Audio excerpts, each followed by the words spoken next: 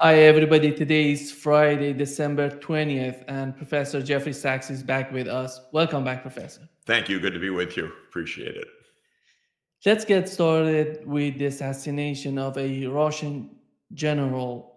And when you put this picture together with what has happened in Syria, Georgia, and Romania, are we heading toward a new escalation in the war in Ukraine? We are in the final throes of the Biden administration, which has been a disaster, which I think is aiming to provoke in its last days.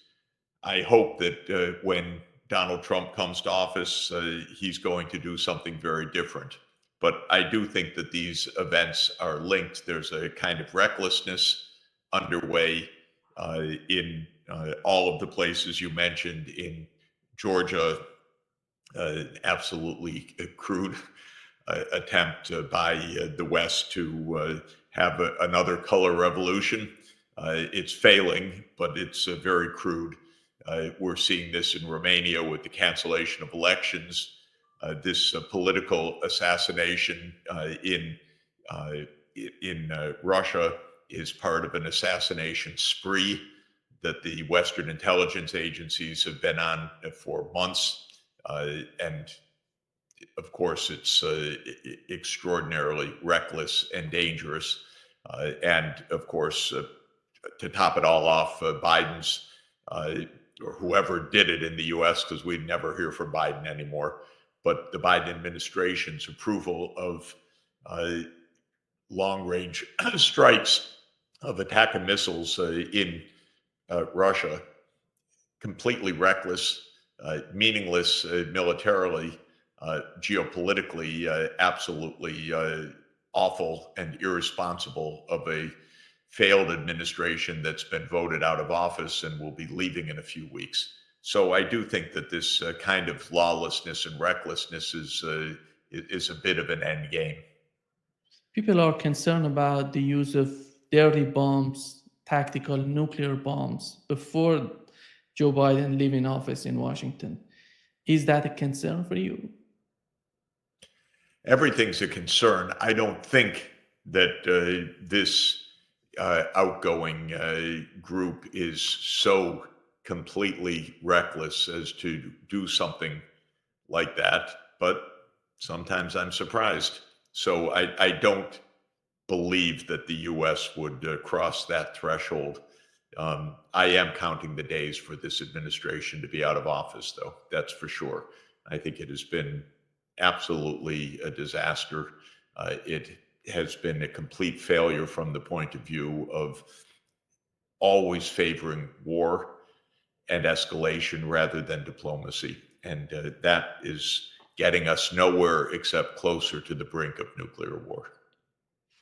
Let me play a clip, Jake Sullivan talking about the conflict in Ukraine, and I want to know your take on this. And I think as democracies, to think, oh, we're not doing so great, and those dictators are so strategic and they're doing so well.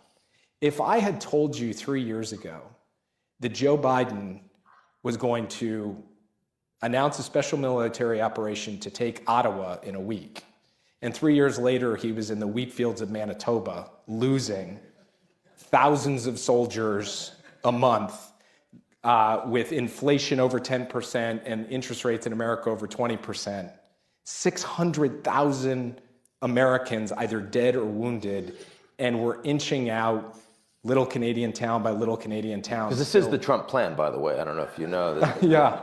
Yeah. I mean, you would have said, you wouldn't sit here saying, wow, America's really winning that war in a big way. That's great for America. You would never say that. But somehow we're saying, oh, the Russians, they're doing great.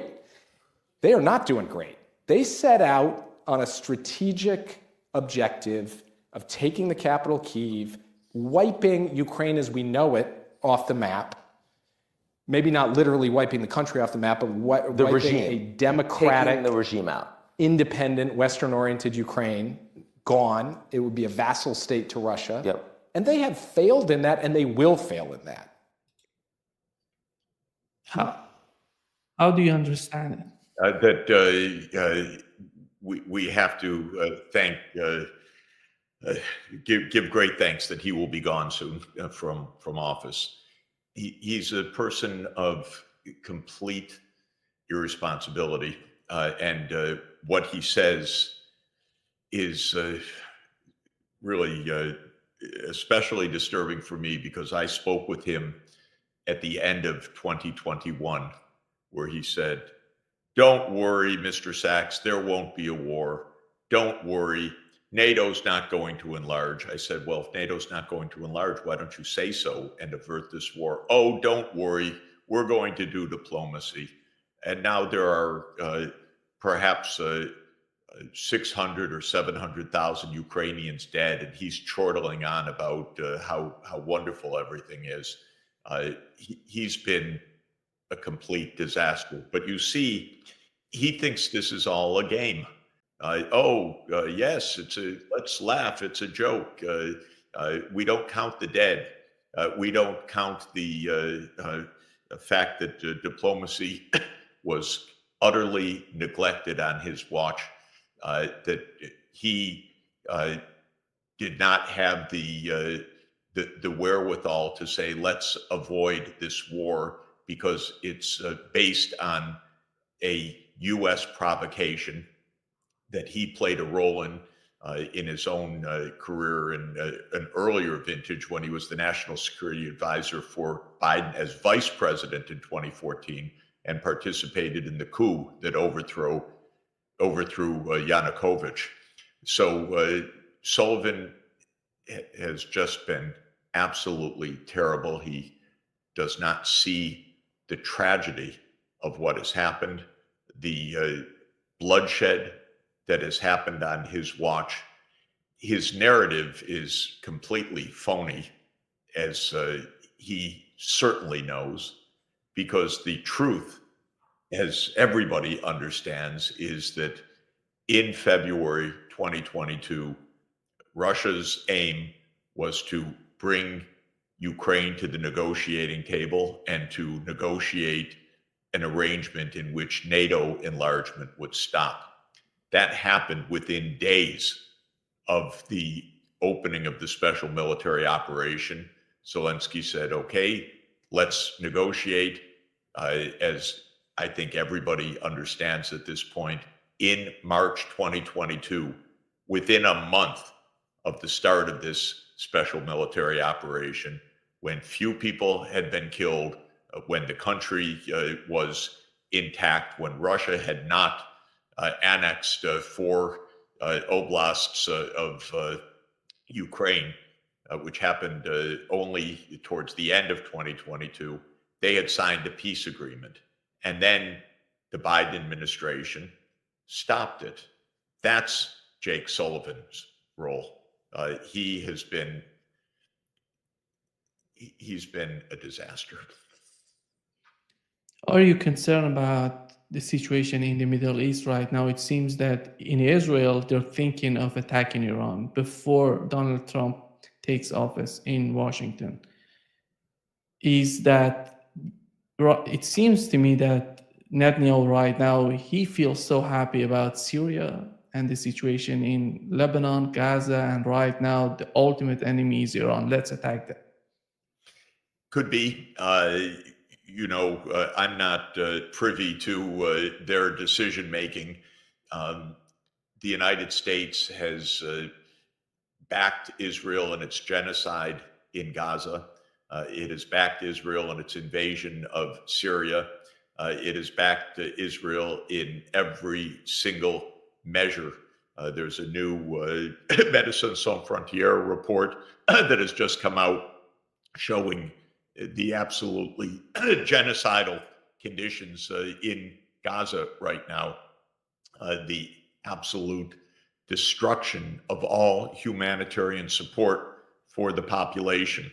The United States has unequivocally backed all of this. And so this is an area where one can't have the luxury of being shocked, because every shocking thing that's happened has been treated as a normal, blasé matter. Netanyahu, remember, is under indictment by the International Criminal Court for crimes against humanity and for war crimes.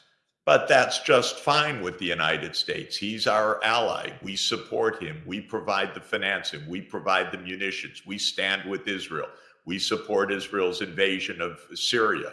So it's possible that they would do something as reckless and dangerous and possibly as provoking a World War III as attacking Iran. It is absolutely possible.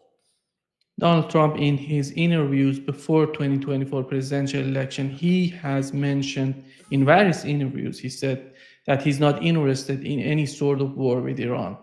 The only concern he has is the nuclear program. How is that going to play out? Is he going to prevail, or these people who are going to work with him going to prevail, or maybe convince him to go to war with Iran? Well, of course, the very sad point is we had an agreement on the Iran nuclear program, the JCPOA, which was signed in 2016 and which Donald Trump in his first term immediately walked away from. And now Iran is even closer to having nuclear weapons. And Iran is being threatened in its core national security by Netanyahu and by his rhetoric, and therefore implicitly by the United States every day. So this is a terrible situation. We had situations like this in the past, for example, where the Clinton administration had negotiated an arrangement with North Korea to do exactly the same as the JCPOA aimed, and that was for North Korea to stop its nuclear program in return for many actions by the United States, a normalization of relations, an end of sanctions, a supply of energy technologies, and so forth. Even the Clinton administration, which had negotiated these terms, did not follow through because of domestic U.S. politics. But then when the Bush Jr. administration came in 2001, his chief advisor, John Bolton, argued for breaking the agreement, and the agreement was broken. And what did it get us? It got us a heavily nuclear armed North Korea with intercontinental ballistic missile capacity as well. So this is a typical American approach. Threaten, bluster, don't negotiate, don't follow through. And what do you end up with? The opposite of what you're aiming for. You end up with the opposite of national security. What is Trump going to do? I don't know. His administration is filled with ardent pro-Israel figures. He himself has a record of having opposed the JCPOA. His talk about Iran is often extraordinarily harsh. I have spoken with senior Iranian officials throughout the past year. There is every possibility for peace. There's every possibility for negotiation. Whether the United States in the second Trump administration takes that, I can only hope so, but I have no high confidence in that. I do believe that President Trump wants to end the war in Ukraine. I think in general, he's not interested in dragging the United States into any new war, but whether he will pursue the diplomacy needed to achieve the aims of nuclear nonproliferation and peace remains to be seen. The Israel lobby in the United States is relentless. It's powerful. It continues to have a strong hold, not only on the outgoing administration, but on the incoming administration. And it requires a strong presidential leadership to say, following the Israel lobby is not in the American interest. This is very important.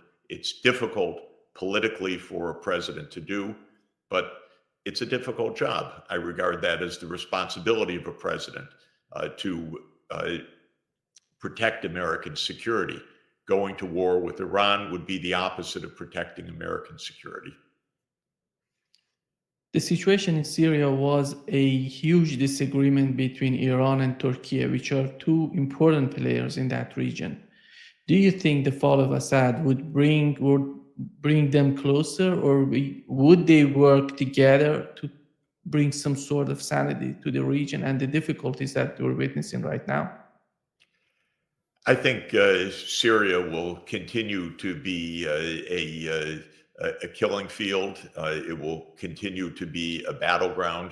I don't believe myself that there's likely to be any kind of unified Syria in the coming years. Israel has invaded in the south.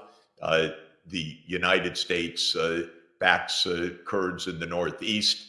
Turkey has supported the jihadists not only in the most recent action to take Damascus, but to enter into battle with the Kurdish forces. Iran has strong interests and is not going away. The idea that this is somehow in any way likely to be settled strikes me as very, very over-optimistic. All of the experience of Western regime change, and this is another Western regime change. Maybe the coup de grace was brought by Turkey, though I'm not even convinced of that entirely, because it was Israel and the United States that played a very large role in the events of bringing down Assad over the past 13 years. But all of the experiences that in events like this, things don't end with the fall of a regime. This typically is the beginning of new civil war. And I think that this is likely in the Syrian context. In your opinion, the situation in Syria would strengthen the rapprochement between Iran and Saudi Arabia, or the Donald Trump's presidency and the way he's talking about the region would draw a line between Shia Sunni, and as we saw it before? I think that there are strong reasons that go beyond Syria for the rapprochement of Iran and Saudi Arabia, not the least of which is that each of these two countries actually wants normalcy and economic development. They actually do not want ongoing war. I think Israel and the United States are the main provocateurs in the region. And I think the failure of the diplomacy to establish peace through a state of Palestine alongside the state of Israel is strangely enough, even though that's just one corner of the Middle East, it's the remaining dominant factor for the continued war.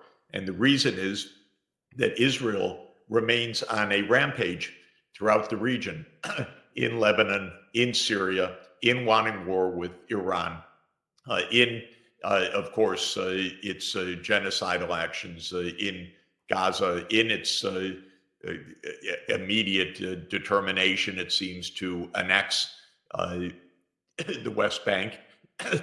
In all of this, Israel is a great destabilizer. And as long as the United States steadfastly backs that destabilization, there cannot be peace in the region. But there is a common interest of Iran and Saudi Arabia in not having this spill into a generalized regional war. And this is the direction it will head if there is a breakdown in that new rapprochement, or if the United States continues to back Israel in its, I think, utterly reckless and destructive vision of the greater Israel, so-called. We had a meeting between Erdogan and Ursula von der Leyen in which they were talking about the sovereignty of Syria. UN Secretary General Antonio Guterres, he talked about it again today.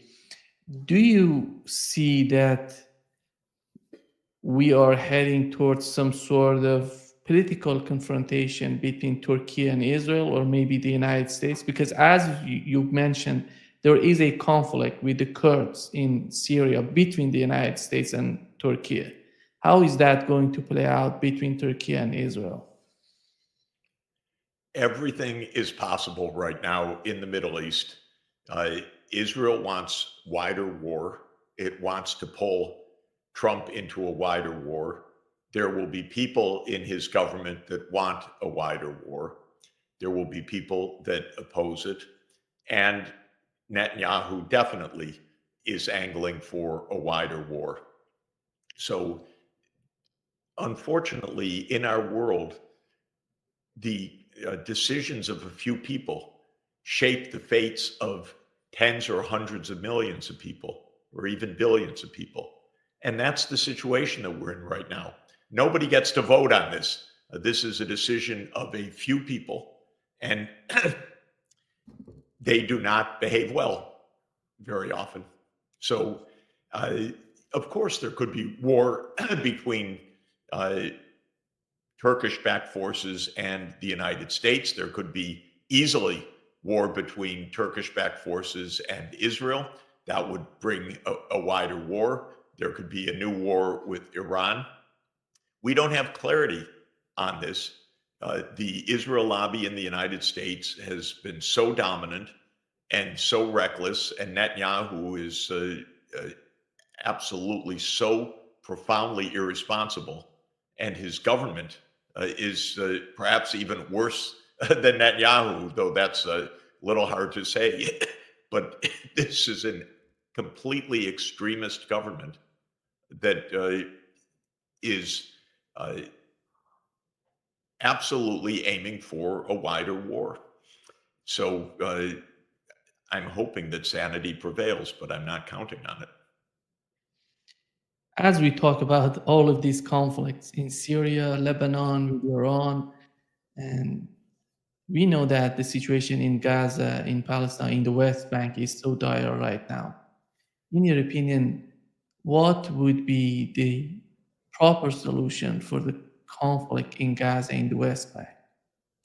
Well, this is absolutely obvious. We are one vote away from a solution that would bring peace to the Middle East. And that one vote is the veto that the United States imposed on having a state of Palestine as a sovereign state alongside Israel on the borders of the 4th of June, 1967, according to international law. The United States has vetoed this on behalf of Israel. This, to my mind, is the root of the conflicts throughout the region. The Netanyahu doctrine is there will never be a Palestinian state. And because of that, there will be resistance to Israel.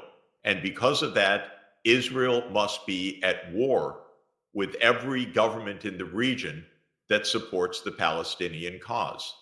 And this goes back 30 years.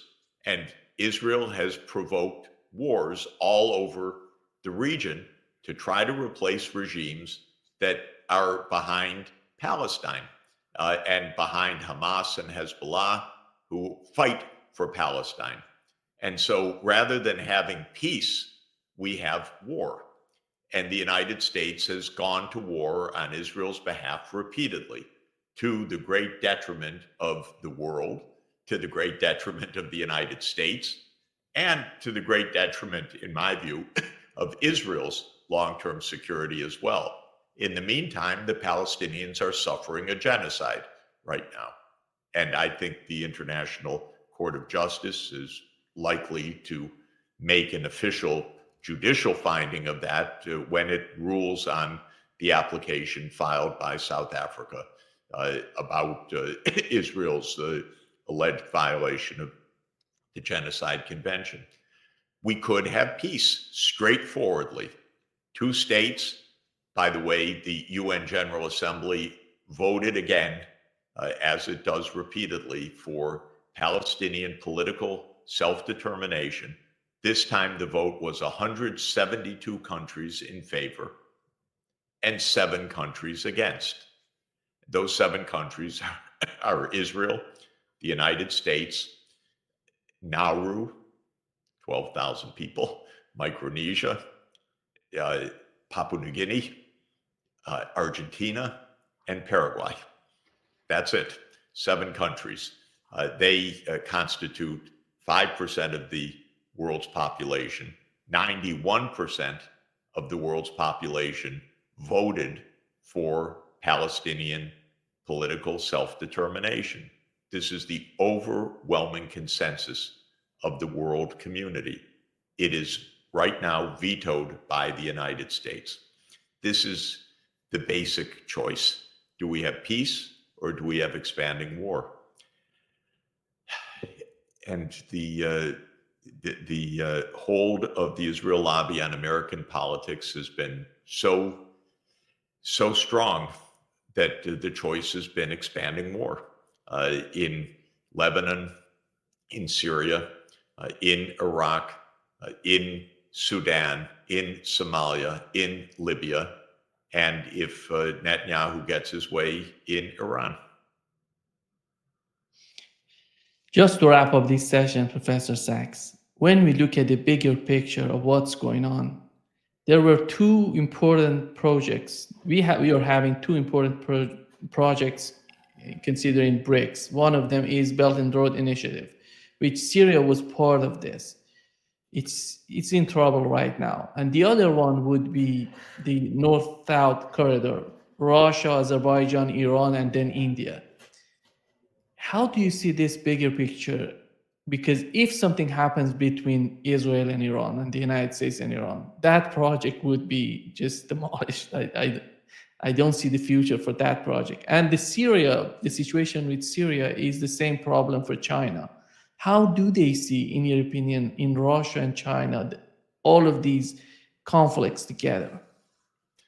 I think the BRICS is aiming for a peaceful, multipolar world. Of course, the United States says the opposite, that the BRICS are aiming to bring down the so-called rules-based order. The rules-based order, I think everybody should understand at this stage, means U.S. hegemony.